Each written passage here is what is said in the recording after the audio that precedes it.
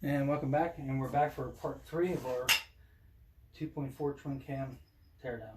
So if you remember the last episode, we took apart everything on the front of the motor, or on the front side of the motor, and today we're going to do the back side of the motor here. And if you remember in the first episode, we tried getting one of the nuts off on this exhaust manifold, and it couldn't get it, so you have to use a wrench shape like that, and you have to actually get behind this bleed tube, this air bleed tube, and get it that way. And of course, the nut didn't come off the stud; the whole stud came out of the back of the motor, which that's okay. We can work with that. That's fine. So we got a brace down here we got to get rid of. That is 15 millimeter. Knock that loose.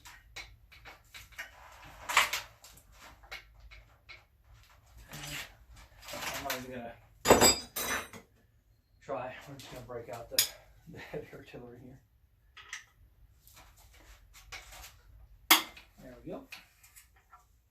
Ooh. And we got some 13 mil stuff down below. That's a 15, I believe. Yeah, that's 15. Or is that 15? That's 15. And let's grab our 13. Tension.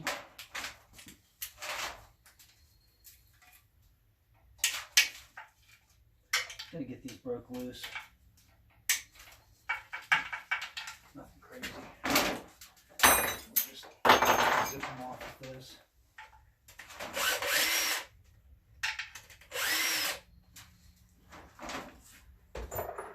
And then we need our 15.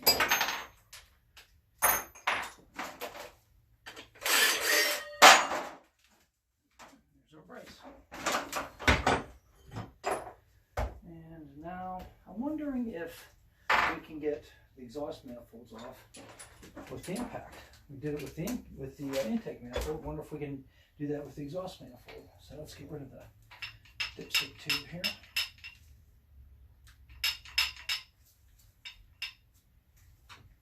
Pry this off the stud a little bit. It's like a swedge fit in there. Get off that stud. Up on the block. There we go. Let's get the before we take the exhaust manifold off, let's get rid of this air bleed tube. Yeah, somebody was into that. That's tighter than the factory put it. If you remember our first episode, there's a little bit of bleed. Jeez, man. There we go. There's a little bit of silicone sealant on this tube where it meets up with this the water outlet, water inlet, outlet. Pull that off, and there's still 10 millimeter. Here, pull it down loose, and that looks to be in good shape. You know, there's a little O-ring on there. We're going to have to replace that. Anytime this comes off, you got to replace those.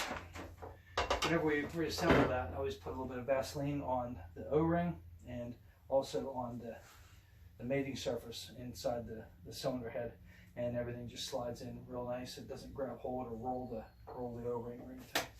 So let's see if we can get the exhaust manifold off. Oh yeah.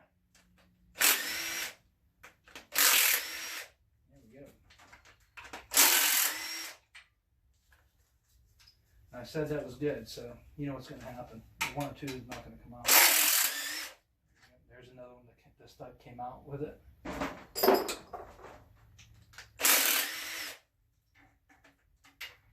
And of course you can't get that one. So out comes our special wrench again. Knock that little guy loose. If you do a header on these, you don't have these problems. Usually you can reach everything a lot easier.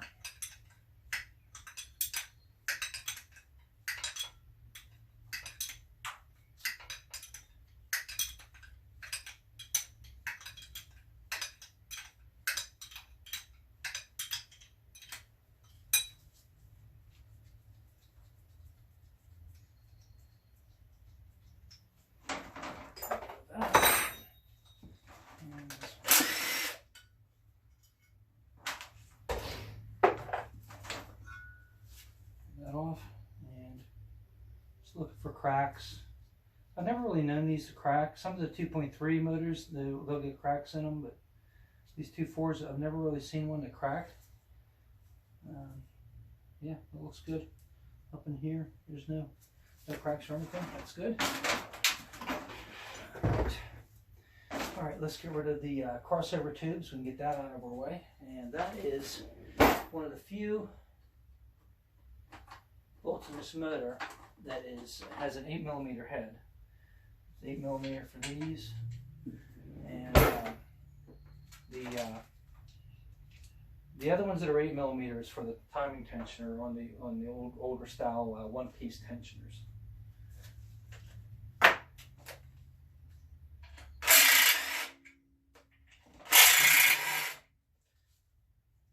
And this is where the thermostat housing will be, and these are a special bolt. You can't really mess those up, like put them in the wrong place. They have like a self-starting tip on them, and they're an 8mm head. Let's take a look underneath. There's a bolt underneath here, which looks like somebody definitely into this. That's not a factory bolt. We'll see. There's our special wrench again. Get a chance to use that. Yay. At least I didn't have to go get it for just one. You get to use it a couple times. And then comes the wire. So I do have it on this pan, but I don't want to overflow, so we'll just use the kettle pan there.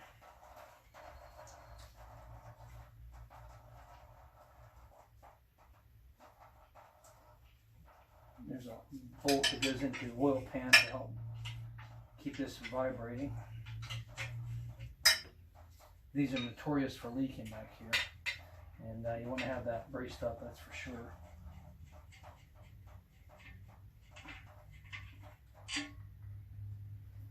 And there's a thermostat. This is USA on it. 4mm. Looks like there's some shmoo on the inside there. It looks like it could be just some rust, you know, just from normal wear and tear. With the years, nothing crazy. It doesn't look like there was any like bars leak or anything like that in it. So that's a good sign. That's a good thing. Okay, so what do we have next? Next, let's take the timing chain housing off. Take this. So we get it back here. There we go. Let me check that on the camera.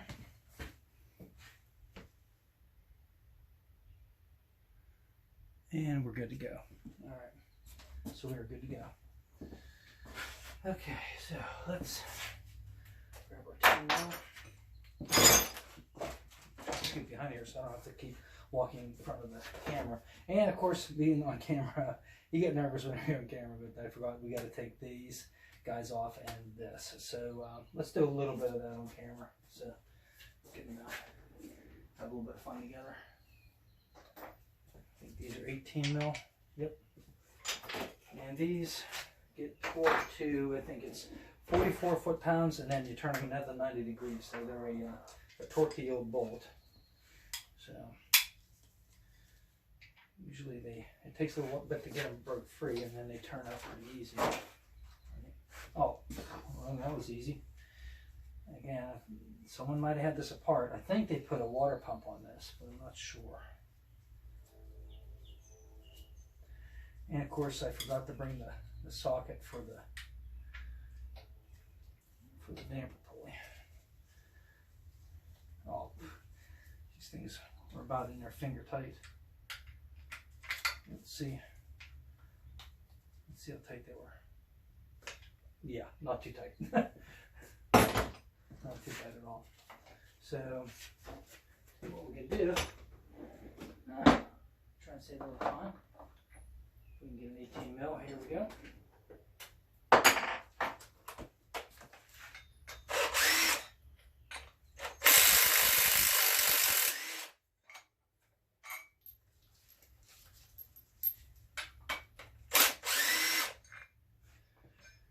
So the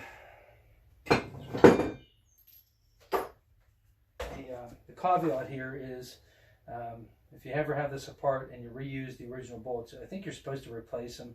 But if you ever reuse the original bolts and you torque them down, you got to check them once in a while because these motors vibrate.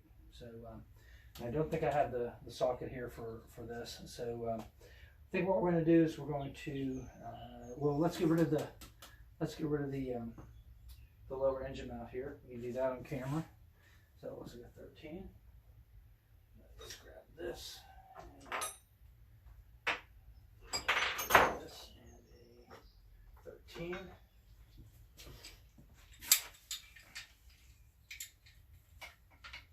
We got two 13s here. And we got two 15s down below. These actually go up through the oil pan into the block. Now in there it already broken free. Let's get this side here, let me go through.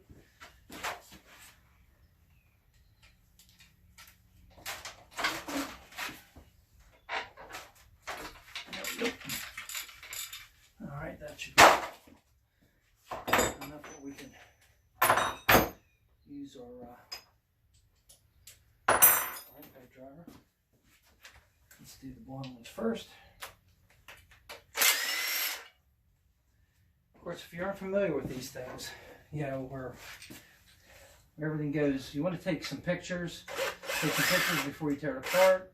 Put all these bolts in bags, label them very clearly, and that way whenever you go to assemble it,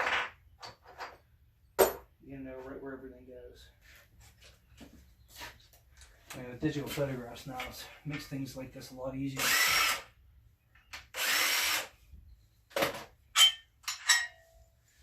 That, and our wrench is getting full, which is what we want. I'm going to get this thing tore down. So, all right, so we're going to stop here. Next time you tune in, we have a special tool to grab hold of this to break the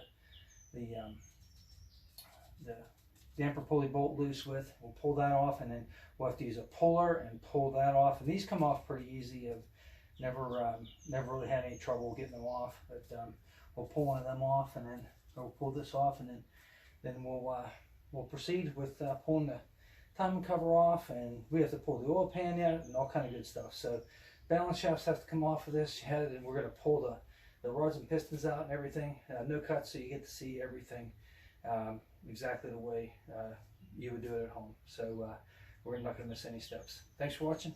See you next time. Like and subscribe.